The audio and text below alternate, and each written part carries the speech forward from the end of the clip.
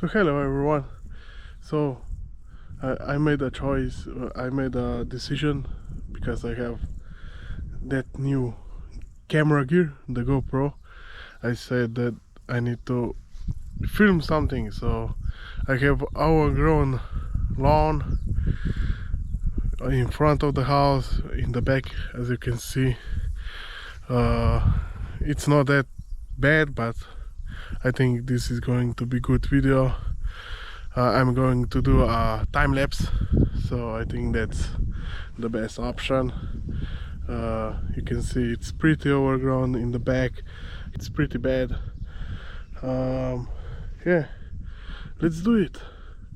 We're going to use the lawnmower, the hand one, and yeah, much of the above. Hope you're gonna like this video, and yeah, let's go to the time lapse.